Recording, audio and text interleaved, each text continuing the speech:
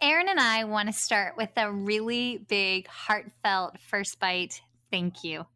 We have been so encouraged by your kind word, your messages, your glowing reviews of First Bite. This has been a labor of love for the last year and a half, and we are grateful for y'all being on the First Bite journey with us and supporting us because we work full time and this is a full-time gig on top of it. And we do it with joy because we understand that the world of early intervention pediatrics needs evidence in it.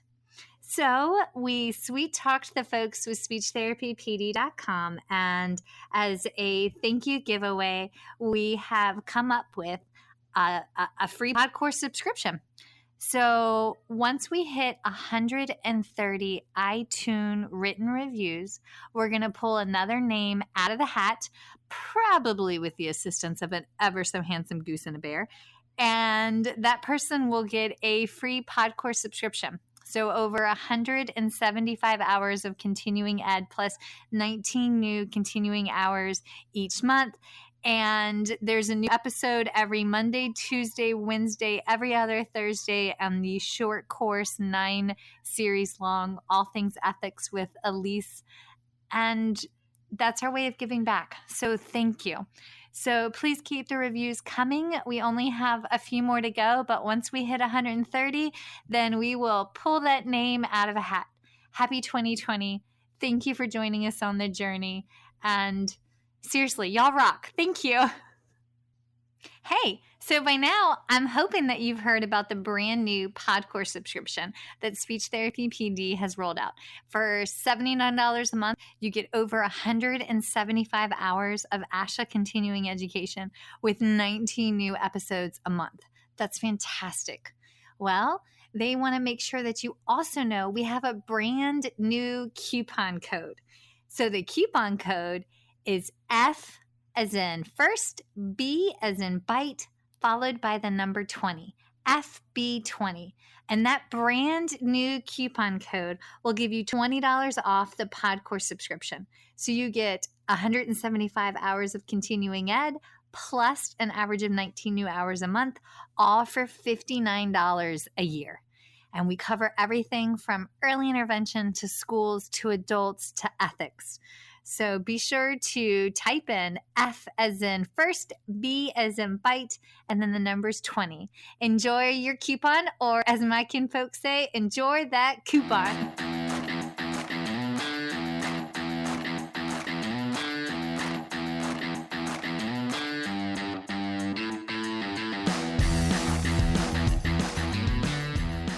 Hi folks, and welcome to First Bite, Fed, Fun, and Functional, a speech therapy podcast sponsored by speechtherapypd.com. I am your host on this nerd venture, Michelle Dawson, MS, CCC, SLP, CLC, the All Things Peds SLP. I am a colleague in the trenches of home health early intervention right there with you. I run my own private practice, Heartwood Speech Therapy, here in Coletown, South Carolina, and I guest lecture nationwide on best practices for early intervention for the medically complex and fragile child. First Bite's mission is short and sweet, to bring light, hope, knowledge, and joy to the pediatric clinician, parent, or advocate. By way of a nerdy conversation, so there's plenty of laughter too. In this podcast, we cover everything from AAC to breastfeeding, ethics on how to run a private practice, pediatric dysphagia to clinical supervision, and all other topics in the world of pediatric speech pathology. Our goal is to bring evidence-based practice straight to you by interviewing subject matter experts. To break down the communication barriers so that we can access the knowledge of their fields. Or, as a close friend says, to build the bridge. By bringing other professionals and experts in our field together, we hope to spark advocacy, joy, and passion for continuing to grow and advance care for our little ones. Every fourth episode, I join in. I'm Erin Forward, MSP, CCC, SLP, the Yankee by way of Rochester, New York transplant who actually inspired this journey.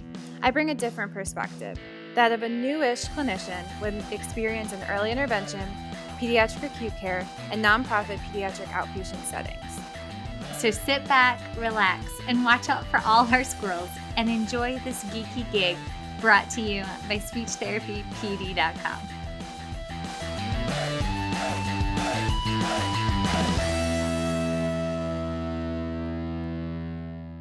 So today's episode falls once again in all the fabulous categories of fed, fun, and functional. And I'm super excited to have the lovely Melissa Blandford, MS, RD, LDN from Real Food Blends here. Y'all, this lady is a gem, and I can't wait to tell you our backstory. Like all guests that we have here on First Bite, there's a connection that makes my heart smile. And with Melissa, she brought more joy to a warrior mama of mine. And for this act alone, I will always be indebted. All right, so this past February, Melissa and I were gearing up for the South Carolina Speech Language Hearing Association annual convention in Coletown, South Carolina. And she had the bright idea to get a bunch of passionate peds SLPs together for dinner to talk about all things real food blends and feeding tube feeds. I asked if I could invite a few gal pals from across the Palmetto State, and bless her, Melissa said yes. She may have regretted it later, but she said yes. So y'all, we packed that table with folks from the upstate to the low country. And I sat on the side of the table, surrounded by women of strength, women of advocacy, women of integrity, and women in all stages of their careers. I was able to listen to the rise and the fall of the conversations, watching women build each other up, watching them troubleshoot cases, listen as they spoke words of encouragement, healing, laughter, and love to each other. And my heart was so full. To my right sat a warrior mama and a very dear friend. And y'all, she hadn't had a night out in years. I'm talking years. I think it had been since her little one was born. And her soul needed it. I mean, we do. We need a night out every once in a while, and it turns out that mine did too. So we sat and listened and laughed, and I'm not going to lie, there was probably some delightful sips of very dry white wine getting passed around. And the fabulous Miss Melissa brought all of her samples, and after dinner, but before dessert, we decided to bust all of the samples of Real Food Blends open, and we passed them around the table, taking turns taste testing. Y'all, this was pre-pandemic, and we did have our own spoons. So, lots of clean spoons. But in case you didn't actually know, Real Food Blends, yes, it's designed for G-tubes, but it can be eaten orally. And the great thing is, like, when the kid burps, they bring the flavor up with them. And sometimes you'll see a little bit of regurgitation and them actually eating, not like a refeeding thing, but it is what it is. But there we were, taste testing Real Food Blends.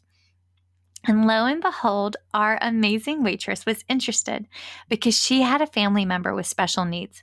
And long story short, that waitress even participated in our taste test.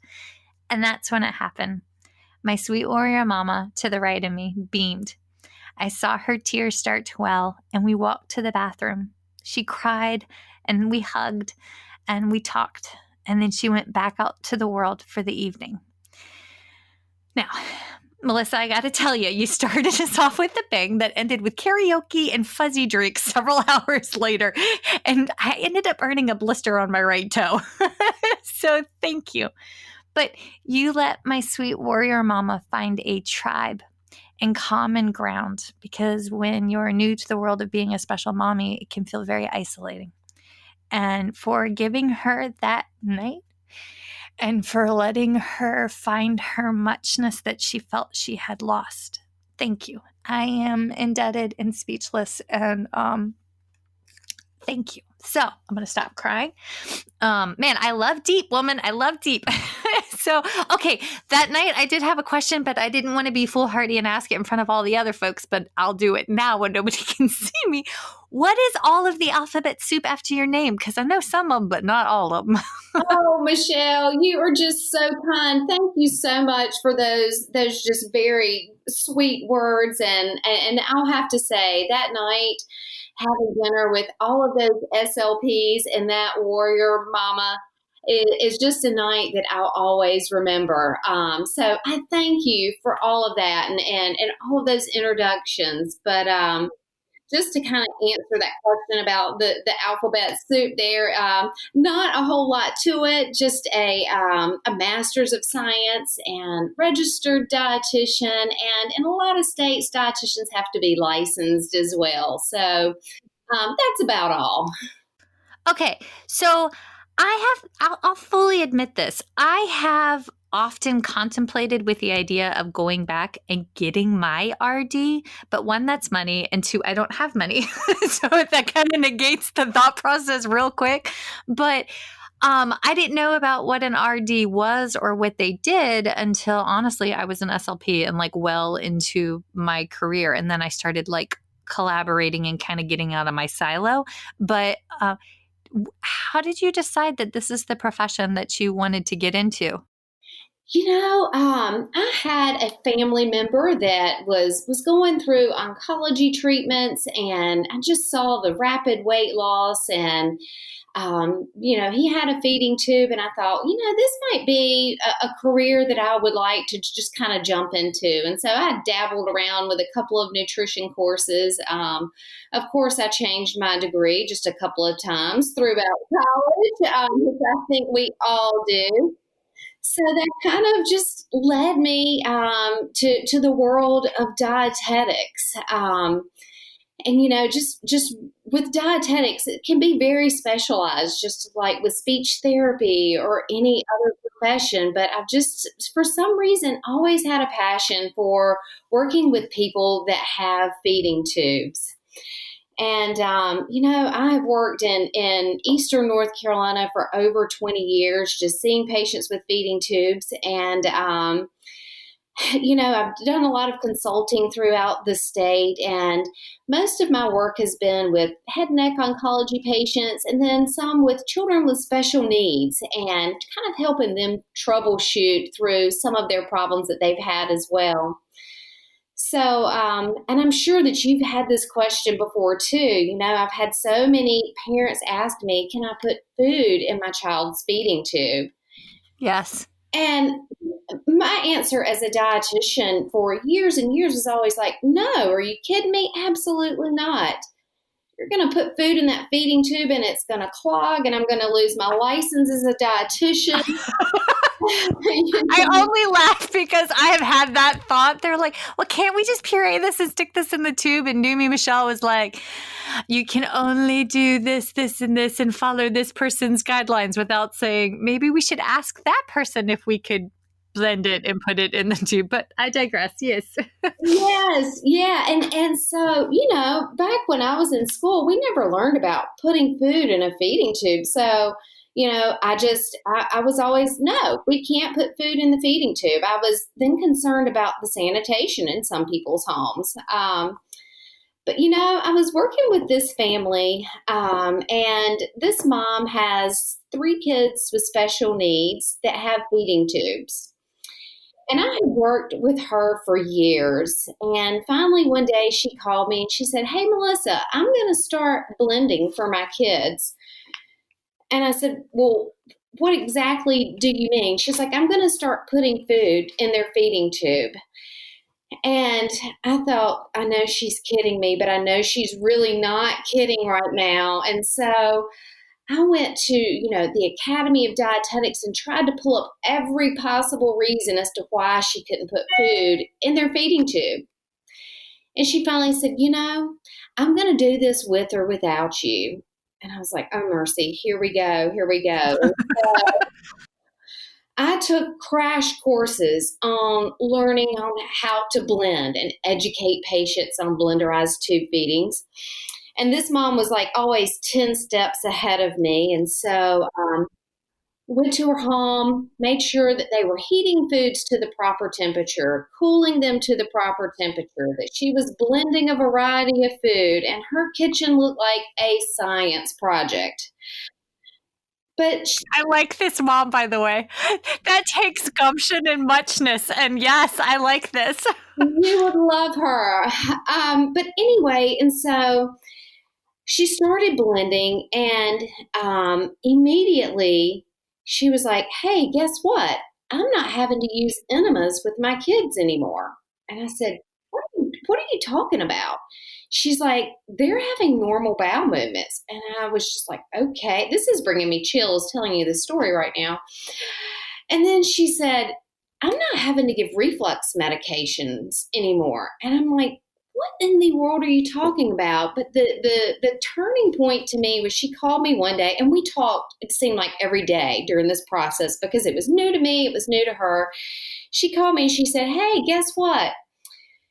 She said, my son's eating blueberries. And so I was just like, yeah, whatever. And then I called her back a few minutes later. I said, wait a minute, is he eating blueberries or did you put blueberries in his feeding tube? She's like, no, he's eating blueberries right now. I was like, what? This kid has not eaten as long as I've known him. And so what's really interesting is that at that time frame, we didn't have any research on blenderized tube feedings. And everything that I've just described right here is what all of the new research is showing, is that blenderized tube feeding can help with so many GI issues like gagging and retching and nausea and vomiting. But, sorry to go on so long about this family, but after she had been blending for a couple of months, she said, Melissa, this is a lot of work. This lady even bought a freezer so she could store all of this blenderized tube feeding.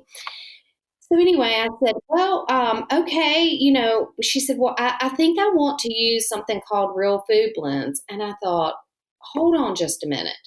I had to argue with you for so long. We just kind of butted heads. I said, you didn't want to use formula. And now you're saying you want to use formula. And she said, no, it's a new product and it's not formula. And so I started investigating and looked at Real Food Blends. And that's when I looked at the label and I'm like, wait a minute. These are the same ingredients that we're blending, that we're using for you. And I said, you know what? This is not going to be covered by insurance. She said, well, just look into it. And lo and behold, it was covered by insurance. And so to make a long story short, that is how I ended up with Real Food Blends. So you just never know where life will take you. Okay, so folks, for the people in the back, to quote my dear friend Anna Grace, in case you did not know that, you do not need to put a feeding tube feed full of sugar and processed foods and corn syrup. You don't need those chemicals in a tiny body in order to make them grow. As my dear OT friend Paul says, and his wife is actually she's a certified something or another, right?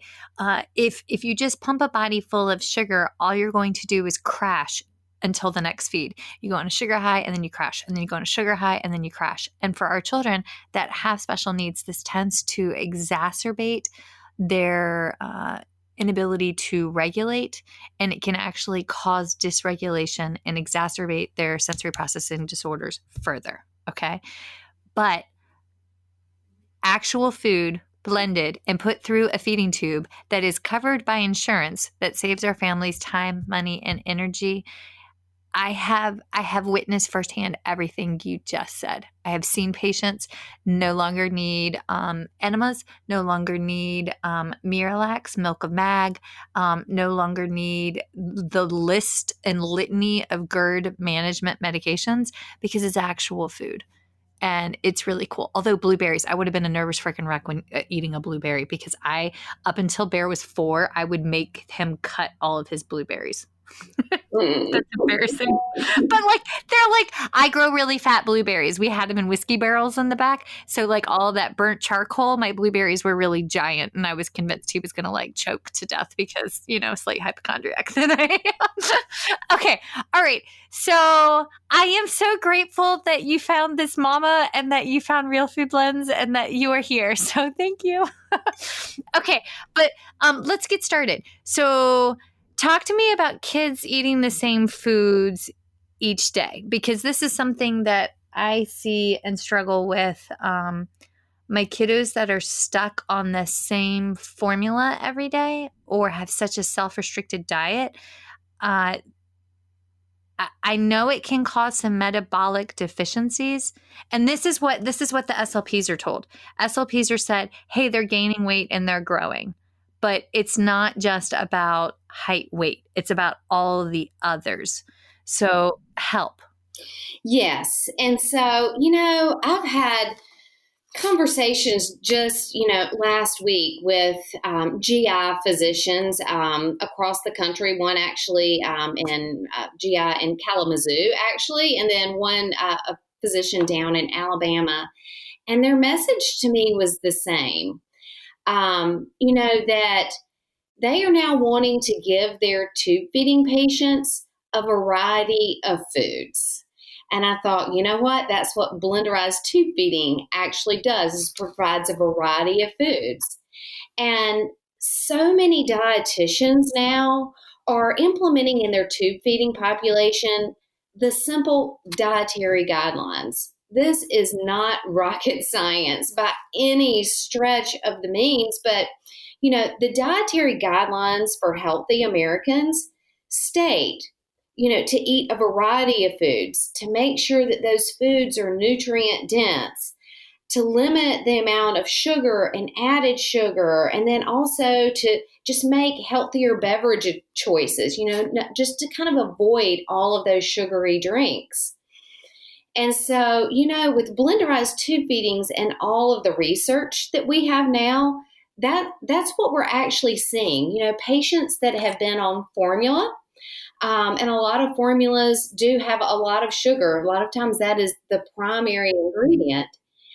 And what the research is showing is that taking that child or that adult off of formula and putting real food in their belly, teaching the parents and the caregivers how to blend, resolves so many issues. One of the groundbreaking studies that was published back in 2011 about Blenderized tube feeding was done at Cincinnati Children's Clinic. And, they had a group of kids that were gagging and retching every time formula was put in their belly. These kids had a Nissen procedure, and even after the Nissen, they were gagging and retching after every time formula was administered.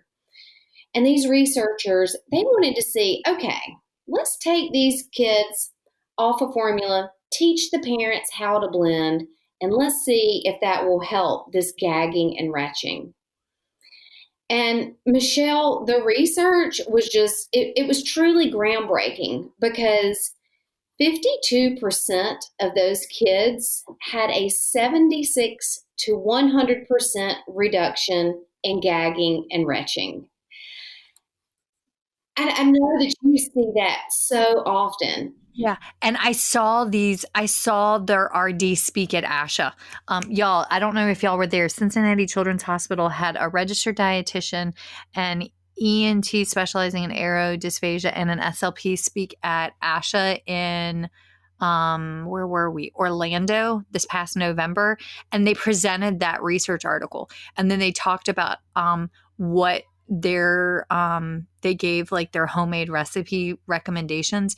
And the ENT even said in his lecture that when they did the scope, and there are, in case you don't know what Nissen is, it's a term, it's short for Nissen funduplication. It's where they take the top portion of the stomach and wrap it around in the base of the esophagus and basically recreate a lower esophageal sphincter.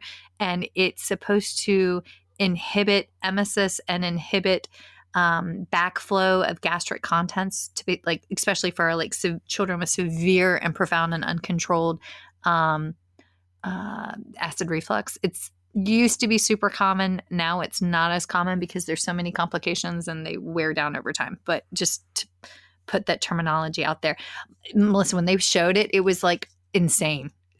They showed pictures. They went through case studies. It was also a really, really cool. It was neat to see, because they even had an ENT. So it was like this really diverse team there talking. Yes. Yeah. And I mean, from that study, I mean, there have been more studies just kind of repeating the same trend. But, even at Cincinnati Children's, one of the researchers has even made the comment before that, that the viscosity, the thickness of a blended diet really kind of helps prevent that gagging and retching. And again, that's what we've seen in other studies as well.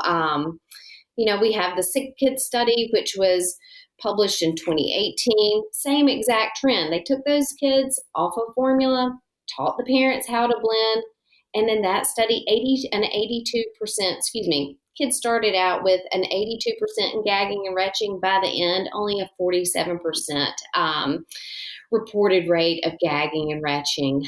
And with speech therapy and speech therapists, we know how important the viscosity is. And what we're seeing is that thick viscosity of a blenderized tube feeding, because a blenderized tube feeding is a puree. It's thick. It's not thin like formula. And to me, it's just common science. The thicker you have something, the heavier it is sitting on your stomach, the less gagging and retching and nausea and vomiting you're going to experience. And so we're just seeing more and more of that through all of the research studies that are being published right now. So, kind of back to your initial question, what are we feeding our kids each day? And dietitians are slowly now kind of seeing the concept, let's go back to the dietary guidelines and let's let our tube feeding kids have a variety of foods every single day. So, we're so fortunate to have all of this research now, and dietitians across the country are learning how to blend. And when you kind of touch on that point of sugar, if you look at a lot of formulas, the main it's the first ingredient. It's the first ingredient. Oh my gosh. Or my favorite is when it says the brand plus fiber, or it's the fiber one, and the only thing they've done different is put corn syrup first and list the sugar as second. And I'm like, that's not fiber, people. Like the yeah. I know. I get hot about that one. I get hot about that because I've got one little kid that's been on it for 3 of his years. He's been on, and I can't say the product, but people do a Google, and the first ingredient is sugar or corn and then sugar, and you'll know what I'm talking about. But when we tried to get him to switch off, he sugar crashed so hard that they cold turkeyed him. They didn't go through and taper it over to, like, I don't know, a product you might be familiar with. And he sugar crashed and got so frustrated he attempted to cannulate himself. So the mother got afraid, and I was trying to explain to the mom that it needed to be a slow taper, that she needed it. And I phrased it, y'all, you have to be very careful. This is not my scope. This is the RD scope. And I said, I really think that you should call your registered dietitian back and talk to her about tapering. And the message never got relayed. And by then mom was afraid, and they went right back to it. And I'm like, and all of the negative side effects have come back.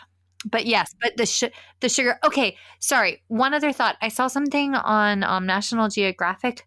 I think it was just this past week, where they were doing basically autopsy studies of bodies from ancient Rome, and like ancient Rome, not like popular Rome, but like ancient Rome, and everybody's teeth were fully intact. And even after all these years, no cavities, no caries. And they were like, they had no sugar in their diet. And I was like, So of course, this is said after I've had like repeat oral surgery this summer from stress cracking a tooth. And, I like cream in my coffee. Okay. But sugar, how does sugar tie into kiddos' dietary guidelines? That's such a good point. And I'm going to have to find that National Geographic clip that you just watched. So share that with me. I'm going to do the Google, because it was like a 2:00 in the morning fine when I couldn't sleep. Right. Well, when we look at sugar, I always like to, I like to keep things simple for myself and for patients and clinicians as well. But, the American Heart Association, they recommend no more than 25 grams of sugar per day, which is about, 6 teaspoons of sugar for a female and for a child. For a male adult, no more than 36 grams of added sugar a day. So let's just think about all the kids you work with. 25 grams of sugar a day. Well, what does that mean? And so if you look at some cans of formulas or nutrition drinks or energy drinks, and you look at the added sugar, it can range anywhere from like 12 to 21 grams of added sugar per package. And, for people that are consuming 2, 3, 4 of those a day, they're getting 100 grams of added sugar when the recommendation is only 25 grams of added sugar per day. Anyway, there's just so many ways that sugar can be hidden on a label. Most people are just going to look for the name sugar, but like you said earlier, it can be named maltose, maltodextrin, or say them slowly for us. Oh, I'm sorry. Yes, no, maltose. It's okay. That is basically a sugar, glucose, maltodextrin. And then you look at some of these fancier terms like organic agave syrup. Well, that's still sugar, brown rice. In my pantry right now for my protein balls. Sorry. No. And so, with kids and that you're working with, the last thing you want to do is sugar overload them, and especially with their tube feeding. And that just kind of brings us back to blenderized tube feeding, because with blenderized tube feeding, you can have 0 added sugar just by using healthy foods each and every day. So it's something that parents have always just kind of tuned into, but dietitians may have ignored that with tube feeding formula. But I think dietitians, we're now in tune, and we're listening to parents now, and we're paying attention to how much added sugar we're given to those tube feeding kiddos. So the amount of added sugar is something that we do need to take into consideration with our oral kids and with our tube feeding kids. And then you hit the blend where you have the kiddos that are like, I have several kiddos on my caseload right now that are primarily G-tube dependent. However, we're working towards the oral feeds. So because of that, it's, they may have, you're getting sugar from different foods. You're getting sugar from like food trials orally, because unfortunately a lot of kitty crackers, like I'm thinking, oh my gosh, the little vanilla wafers, like they're laden with sugar. But if you have a kid that's already on a high sugar concentrated, G-tube feed, you're going to send them over the edge. Right. Michelle, and I'll also have to say, if you were to look at a can of tube feeding, a majority of the time, you're not going to see the amount of added sugar on that label. And reason being is that medical foods do not have the same labeling laws that natural foods have. So when you go to the grocery store to purchase anything, you can look at that label, and it specifically gives you the amount of added sugar. However, with tube feeding, because it is a medical grade food that is basically synthetic, it's not required for the amount of added sugar to be listed on that label. So it's very hard for clinicians and for parents to simply look at a tube feeding and calculate how much added sugar they're receiving in a day. And I do want to point out, with sugar, it's the amount of added sugar that we're concerned about. The naturally occurring sugar that's found in many of the fruits that we eat, that's not included as an added sugar. That's more of a naturally occurring sugar. So just wanted to make sure I clarified that there. Mm-hmm. And I'm, y'all, there's another article that's coming out and when we're talking about sugar being, it's, I hesitate to use the word it's a hidden pandemic given the current situation that we're all in, but like it is. It's what's slowly killing America, is sugar. But the food pyramid, y'all can find this on health.gov, the Office of Disease Prevention and Health Promotion. They are in the process of updating the dietary guidelines. It's at dietaryguidelines.gov. And they're actually updating what we think of as the food pyramid. And we're expecting changes, as long as, I'm a slight conspiracy theorist. I could see how some larger industries may not want certain changes made to the food pyramid. Ha ha ha. Y'all are all educated folks. You can figure that out. But this June 2020, they're supposed to announce the final draft, I think. So I'm hoping to see major changes because it is one of the things that is slowly killing us. And I will have to say, with the current guidelines that are in place, they do give good recommendations when it comes to sugar, just to limit the amount of added sugar per day. But these new guidelines, they are supposed to have, if I'm not mistaken, I could be wrong, but guidelines more specific to pediatrics, whereas the 2020 guidelines are just overall general for healthy Americans. But the new guidelines hopefully are supposed to have a pediatric focus. Yeah. And I think that what I saw was they were even talking about cutting out dairy, or like limiting dairy, because there's so many. We're the only mammal that drinks another mammal's product. And there's so many of us that are that allergic to it.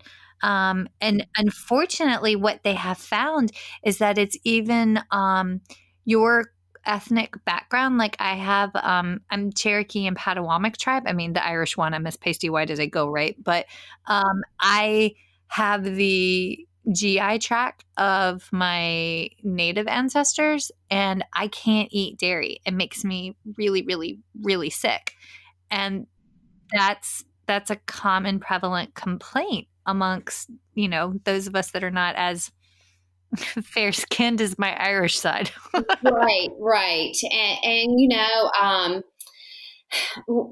with real food blends, that has been taken into consideration. And so there's no dairy in their products. So, or added sugar. You're exactly right. All right. So earlier when we were talking, you talked about how blenderized tube feeds really help with feeding refusals. And I know I've seen it, but can you go at it from an RD perspective? Talk to us about how it helps with feeding refusals. Yes. And again, that's what we're just, we're seeing a hint of that in the research today. Going back to that Cincinnati children's study, in that study, it was kind of a side effect in terms of feeding refusal, that they looked and they were like, wait a minute, these kids are eating by mouth. Okay. And so, again, you think about it, if you're not having that gagging and retching and nausea and vomiting, you're associating that with putting something in my belly. That's what I feel. I have all of these horrible symptoms, so you don't want food in your belly.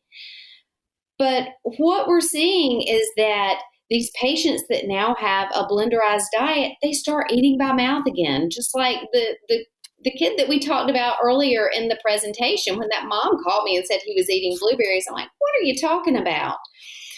And so, some of the theories is that, with you're belching, you're tasting natural food. And also it gives more of a hormonal response that you want to eat food. So, in that Cincinnati children's study that we were referring to earlier, By the end of the study, there was a 57% increase in oral intake after those kids started a blenderized tube feeding. I know. And Johns Hopkins had a very similar study, similar protocols in 2018. And in that, over half, 53% of those patients, once they were transitioned over to a blenderized diet, they started eating more by mouth. And so, this is just a trend that we just keep seeing, that these people are eating by mouth. And again, it was just pretty amazing that I saw it hands-on with that family in Eastern North Carolina before any of the research had even been published. So I think there's a lot to that. There's just a lot of hypotheses around it. Now, nothing's concrete, but it is concrete that we're seeing these patients eat orally again.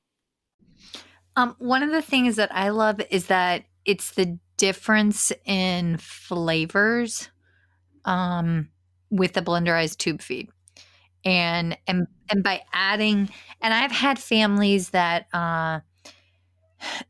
if the child had, I've got one little I got one little mama that she is adopting her medically fragile foster son, and she is a hoot.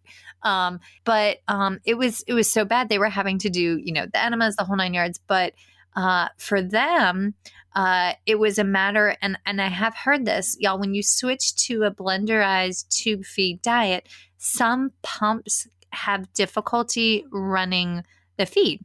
Yes. And that's common because it is thicker. So what that mom did was she dropped it in, she's got like is it a bullet? Is that the fancy smancy Yeah, that's blender? one of them. Yes. Yep. Vitamix. Yes.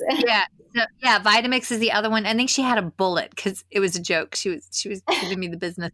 And I love that mom.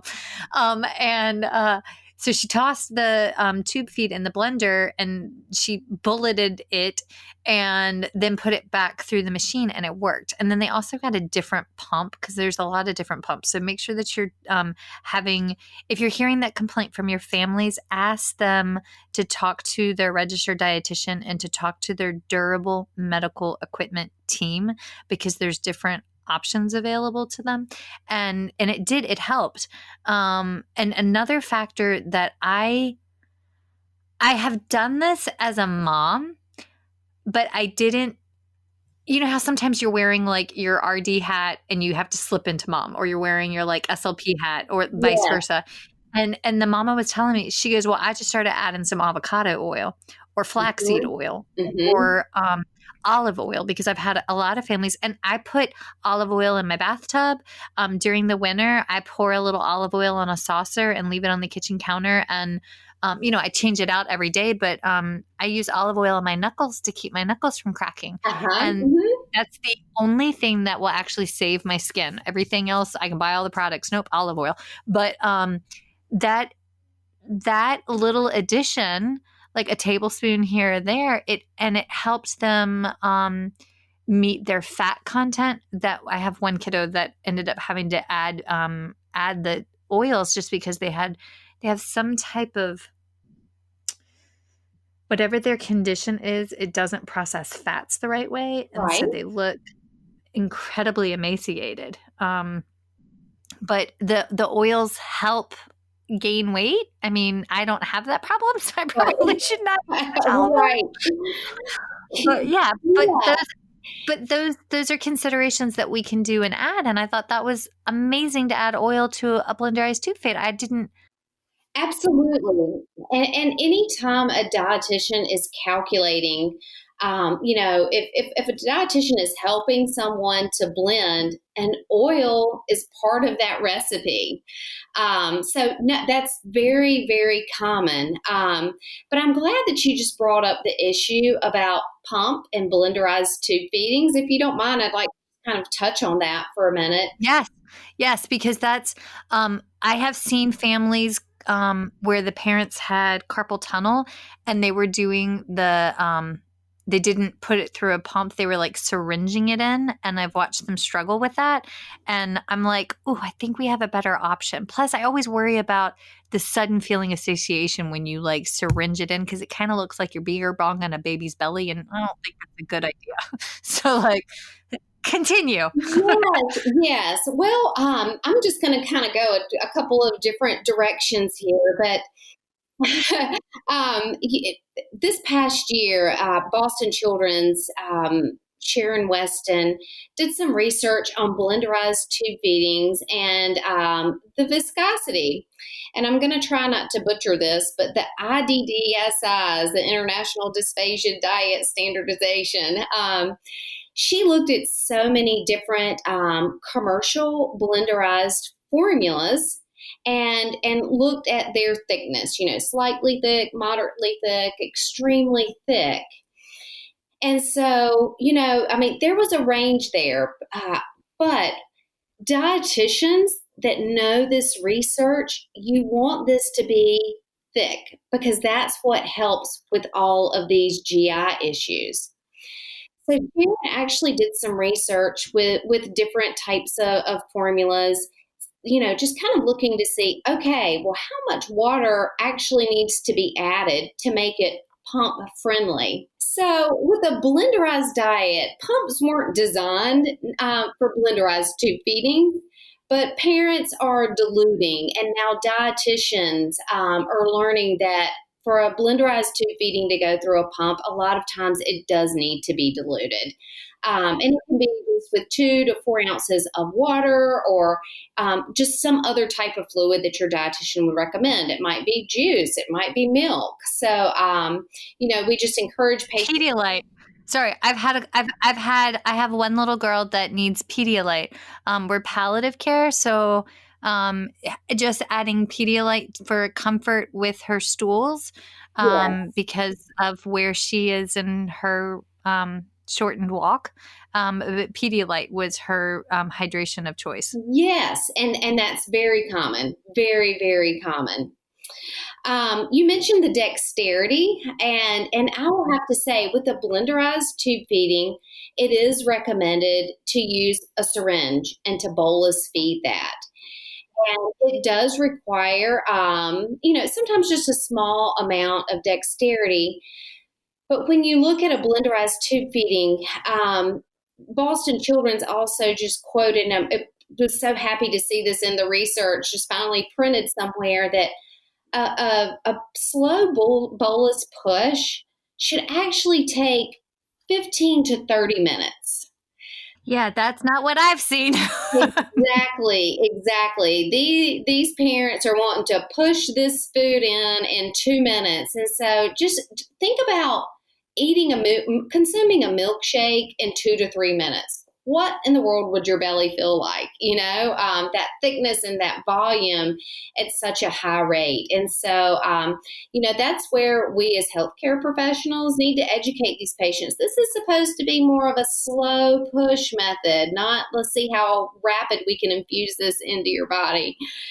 And there are other things on the market now that can kind of help when patients have that dexterity issue.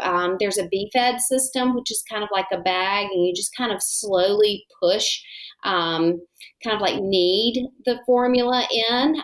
So there are other options. What is it called? Say that again. BFED, or the Bolee. I think it's BOLEE. And then, there's also the gravity option as well, for those patients that don't want to go all the way to, using a pump, because sometimes that just, being connected to a pump just gives it a very medicinal feel. It's not a natural way of feeding when you have a pump connected to you with lines going everywhere.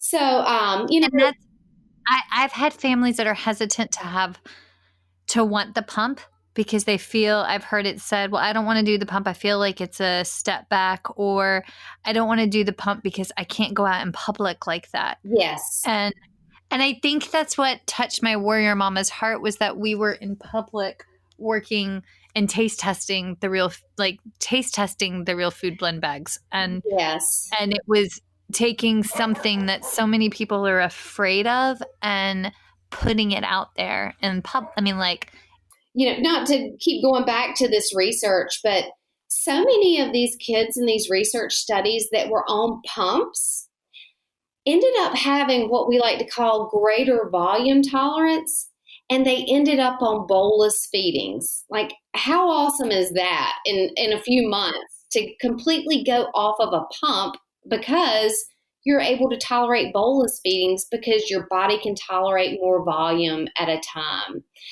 Yes. So, and that's part of our battle. When you have a child that truly has feeding tube dependency, getting them to go from like continuous feeds. If I can get a child to go to a bolus feed, then I have an opportunity to work with the RD and the team to request taking less volume in that feed or removing one of those bolus feeds so that we can create hunger cues so that the child feels, so that we can introduce food again. Absolutely. You know? Mm-hmm. And I see that over and over again. Absolutely. I had a chat with a healthcare professional today that was educating parents on how to blend. And anyway, talking about those hunger cues, and that's definitely not my area of expertise. That's definitely yours. But, she was working with a speech therapist and, using a commercial blenderized product, teaching the mom how to blend. And she was like, you know what? Try feeding this by mouth first. And then whatever they don't finish, then let's put that in the tube. Yeah. So again, just back to those feeding cues. Okay. So we have to get to another question, but I just want to, folks, in case and I've had a lot of people comment lately that they're CFs, so you're just starting out or you've come from another setting. So some of the hunger cues that you'll see in your children that do have feeding tube dependency, they can be very, very subtle. And if you don't know what you're looking for, you can miss them. And not every kid's going to show all the same hunger cues. I had one little guy, I can't do it, but he sucked his tongue and made a clicking sound with his lips closed. So it sounded like this. I'm hoping you could you hear that, Yes, Melissa? Yes. Yeah. That was the sound he made. I've had numerous tubie friends that would spin or play with their button when it got close to like one of their scheduled tube feeding times. I've had numerous tubie friends that when they're mobile, they would go over and start playing with their syringes. My dream when I see a kiddo that's a tubie baby and they start reaching for the syringes and bringing this empty syringe to their mouth, or if they have, my mommies call it their tails. If their tails are attached and they start reaching for their tubie tail and chewing on the tip of the tubie tail, y'all, it is time. Those are hunger cues. Mm-hmm. And your little bitty ones, to wear my CLC hat for a second, if they're super teeny tiny, if you see them starting to root in their crib or in their bassinet, if you see them starting to bring their hands up or their hands to midline, if you see them starting to play with their lips, sucking on their lips, those are all, I mean, there's countless more, but those are some of the ones that come to me fresh off of my head.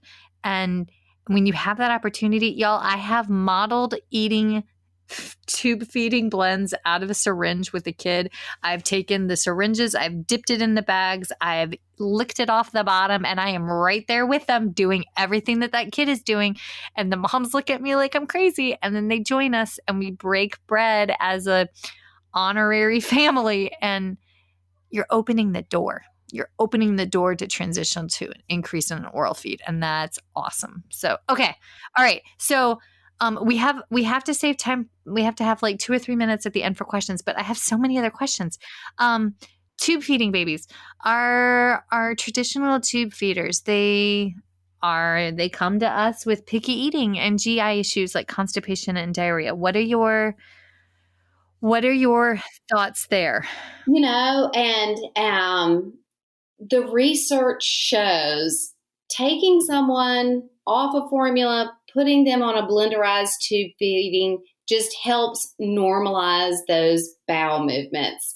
And as a dietitian, as a speech therapist, that comes up in almost every consultation that we have with the patient, the bowel movements. How are they? And, when you look at traditional formulas and you look at the fiber source, it's not a natural fiber source that we would consume by mouth. And is it because is it a sugar? And most of the formula in like the industry formulas, what is their fiber source? Because when I look, I mean, I'm not an RD, but when I look on the labels, I don't see a fiber source other than corn. Yeah, when you look, it's more of a synthetic type fiber source. So a lot of viscous gels and things along those lines. So you can't really look at the label and pick out what is the fiber source, because they're not things that you're going to go to the grocery store and buy for the rest of your family. But okay, that would explain why I didn't recognize it on the label. Okay. Exactly. There's just a host of different ingredients that, a lot of, larger formula companies use. But, with a blenderized diet, the theory is that the mix of soluble and insoluble fiber helps with that constipation and the diarrhea. And again, just kind of looking at a couple of studies like Mayo Clinic, they looked at people that were blending and putting food in their feeding tubes, and those patients said that they had significantly less diarrhea and constipation versus using standard commercial formula. And again, Michelle, it's just like we eat. You want a variety of foods, not the same thing every single day. So again, there's a lot of research from Boston Children's, the Canadian-based study, the Cincinnati study, just showing where, that patients that are on a blenderized diet, they're not adding medications to help them go to the bathroom. There were no pro-motility agents used in the Sick Kids or the Cincinnati Children's, which means they're starting to have normal bowel movements because they've just got natural foods in their body. Pro-motility drugs, folks, what she's talking about are, correct me if I'm wrong here, some of the common ones that we see, there's Ariped, Periactin, those are GI stimulants. I've heard it told to some families that it will make their kiddos hungry, but it actually stimulates the GI tract all the way down, so they're hungry because it's emptying out faster. Some of the other incredibly common Miralax, milk of bag, you do have to watch. Some of them were recalled because the ingredient that makes your shoe, the sole of your shoes white, was found, I think, was it in milk of mag? I think that's what it was found in a couple years ago. Yeah. So that had to get recalled and taken out because, we don't need to bleach a baby's tummy internally. Exactly.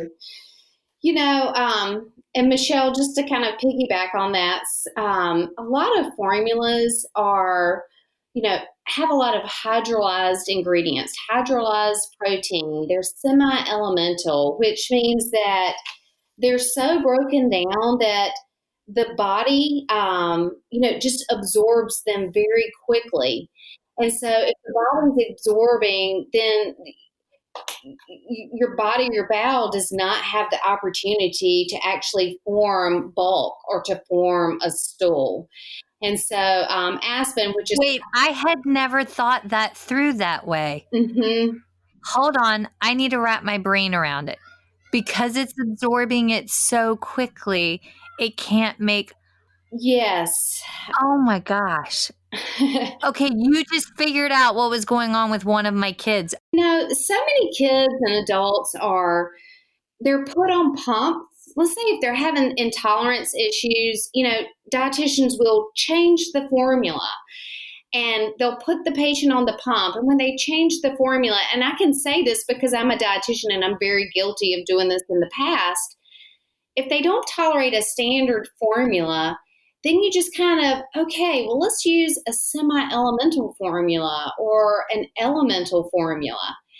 And the research is showing that so many of these kids that have been on these specialty formulas didn't have a true diagnosis to go on those products. It was just kind of like, okay, well, this didn't work, so let's put them on, a higher category formula. And what these research studies are showing, they put those kids that were on those specialized formulas on a blended diet, and guess what? They tolerated it just fine. Yes. Yes. Yes, I have a kiddo that's been on an Elementum diet for almost her entire 3.5 years. She's just about to turn 4, and we just got in with the GI. I asked for a particular blendedized diet. The GI said, no, we're going to put them on something else. They put them on a different quote unquote complete diet formula, and her stomach didn't handle it because and we kept having major backups. And finally they got a hold of the RD, and the RD was like, yeah, so that's not going to work. We can't have you taking this much GI motility medications. We're going to change it around. So they put them on a really good blenderized diet. And guess what? Our poo balanced out. And she's only on day 3. And the mom's like, oh my gosh. She was like, we're only at like a 50% rate because they're doing the transition. She was like, but this is so much better. Yes. And so it's just nice to have this research supporting this now. And again, this is new to the medical community right now. And textbook wise, as a dietitian, those 3 kids that we were talking about at the beginning of this, they were all on a semi-elemental formula. And I'm just like, textbook wise, there's no way, if you're on an elemental formula, no way your body's going to tolerate food. And they did. As dietitians, I feel like we have overprescribed semi-elemental and elemental formulas. Don't get me wrong. They have a place for so many patients, but I think it's been a quick and easy fix to resolve so many of those GI issues. Okay, I have like 400 other questions, but we don't have time to go there. Let me backtrack. Are you guys coming to ASHA this year? Yes, we will be there. Can you and I come back and do a part 2, like later this fall, really close to ASHA, after you guys have been given like a booth number? That way we can tell folks where to find you. Would that be okay? Absolutely. Yes. Okay. Yes, that would be fun. Yeah, because then we'll even have the new ADA handout to break down and go through. Oh, I like this idea. Yeah, this is cool. Let's do that. Okay. All right. So one, if someone has more questions about Real Food Blends and wants to talk to you, or if, because it is covered by insurance, which a lot of people don't realize, and a lot of physicians don't realize, because, the larger companies are in the business of mailing packets to physicians' offices for them to hand out to families. But if someone wants to learn more about that, how can they reach you? How can they learn? What do they do? Yes, absolutely. So I would love for people just to reach out with questions. And my email is Melissa, simple, Melissa, at realfoodblends.com. And then our website just has a host of information, just so much valuable information. We have dietitians all throughout the country. Our website is realfoodblends.com. And so you can tune in there.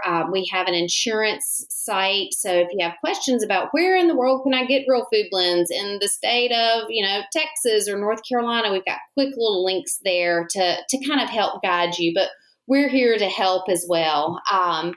So does that kind of help, Michelle? Yes, that's perfect. Excuse me. I know we've gone slightly over, and I want to make sure we keep the line available for questions. But Woman, thank you. No, Thank thank you, thank you, you. thank you. This has been Yes. fun. Thank you. Okay, hold on one second. Let me switch this over, okay? Okay. Feeding Matters guides system-wide changes by uniting caregivers, professionals, and community partners under the Pediatric Feeding Disorder Alliance. So what is this alliance? The Alliance is an open access collaborative community focused on achieving strategic goals within 3 focus areas: education, advocacy, and research. So who is the Alliance? It's you. The Alliance is open to any person passionate about improving care for children with a pediatric feeding disorder. To date, 187 professionals, caregivers, and partners have joined the Alliance. You can join today by visiting the Feeding Matters website at www.feedingmatters.org. Click on PFD Alliance tab and sign up today. Change is possible when we work together. That's a wrap, folks. Once again, thank you for listening to First Bite, fed, fun, and functional. I'm your humble but yet sassy host, Michelle Dawson, the All Things Peds SLP. This podcast is part of a course offered for continuing education through speechtherapypd.com. Please check out the website if you'd like to learn more about CEU opportunities for this episode, as well as the ones that are archived. And, as always, remember, feed your mind, feed your soul, be kind, and feed those babies.